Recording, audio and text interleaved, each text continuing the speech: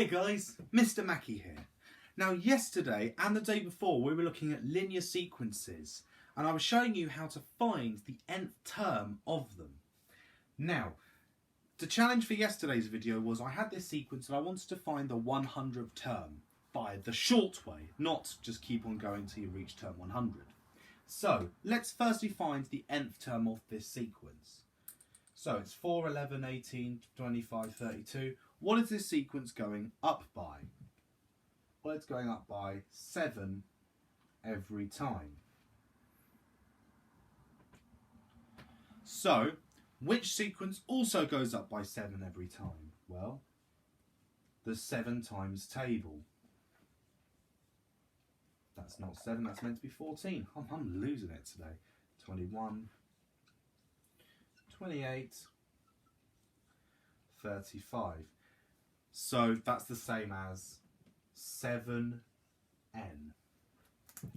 So how do I make this sequence the same as that one? So you have to minus 3 every time.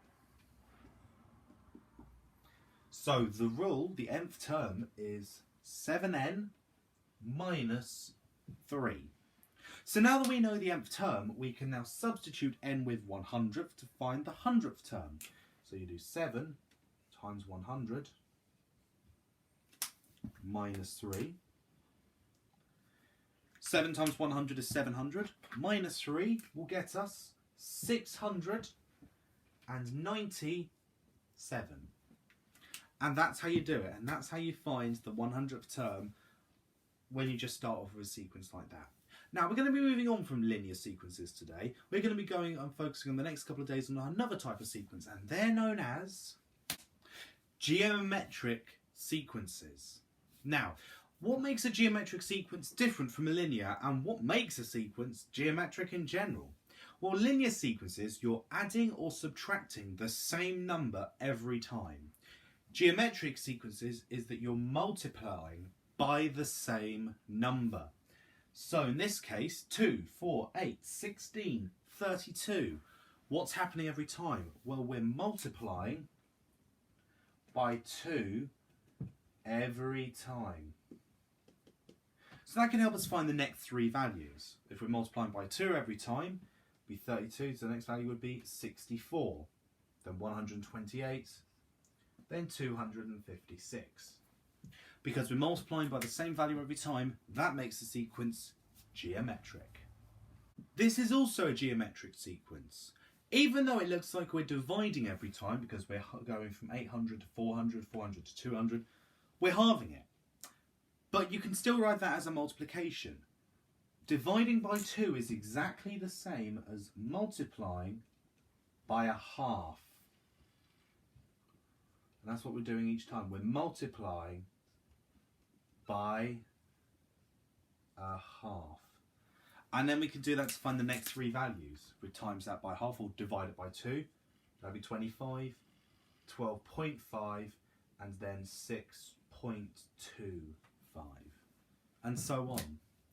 Now let me show you what the nth term of a geometric sequence would look like. So this is an example of what the nth term of a geometric sequence looks like. Why it looks like that, what does it mean? We'll go over that tomorrow when we find the nth term. But today we're going to be using the nth term to actually generate geometric sequences. Now for this, because we're going to be doing a lot of multiplication, we're going to be using our calculators. So for this one, I want to find the first term, the second term, the third term, the fourth term, the fifth term, and the 50th term. So, what you do is for the first term, you do 3 times 4 to the power of 1 minus 1. You replace that n there. Now, 1 minus 1 makes 0. Anything to the power of 0 is 1. So that's the same as 3 times 1. So the first term is 3. The next one, 3 times 4 to the power of 2 minus 1. 2 minus 1 is 1. 4 to the power of 1 is just 4. 3 times 4 will get us 12. Let's do the next one. 3 times 4 to the power of 3 minus 1. 3 minus 1 is 2. 4 to the power of 2 is 16. 3 times 16 is 48. 3 times 4 to the power of 4 minus 1.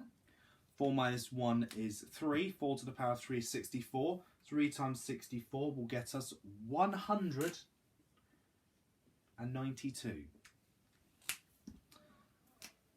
3 times 4 to the power of 5 minus 1. Let's work that on my calculator. So 5 minus 1 is 4. 4 to the power of 4 times by 3 is 768. Now, when we're finding big terms like the 50th, we will end up with a huge number because it's being 4 to the power of so many numbers. So let's just see what happens. So we do 50 minus 1 to get us 49. So it becomes 4 to the power of 49 times by 3. Now with that, you're going to get in your calculators, because I don't think you'll be able to work this out in your head, 9.507379,502 times 10 to the power of 29. That means that you have to add about 22 more zeros to the end of this problem. This is in the trillions, quillions mark, if quillion even is a word. So how you write this is, I'm just going to write this as the simplest way possible. 9.507 times 10 to the power of 29. That is a humongous number. So when you find the 50th term of geometric sequences, don't write the full answer out because you may not have enough space in your paper. Write it in the exact value like this, because this is the best you can get. So let's try this one. We have 12 times a half to the power of n minus 1, and now I want to find the first 5 terms and the 10th term. 10th term might be a bit easier to find than the 50th. So, for the first one, you write 12 times a half to the power of 1 minus 1. 1 minus 1 is 0. Anything to the power of 0 is 1. So 12 times 1 will get us 12. The next one, 12 times a half to the power of 2 minus 1. 2 minus 1 is 1. 12 times a half will get us 6. Question 3 is 12 times a half to the power of 3 minus 1. 3 minus 1 is 2. A half to the power of 2 is a quarter. 12 times a quarter is 3. Number 4. 12 times a half to the power of 4 minus 1. 4 minus 1 is 3. A half to the power of 3 is an eighth. 12 times an eighth will be 1.5. If you got 1 1/2, 3 over 2, same thing. And finally, 12 times a half to the power of 5 minus 1. 5 minus 1 is 4. A half to the power of 4 is 1 over 16. 12 times 1 over 16, you get two answers for this. You could get 0.75 or 3 over 4. They're the same.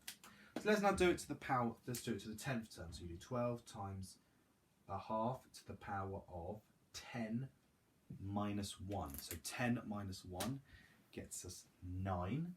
Anyone know what that is?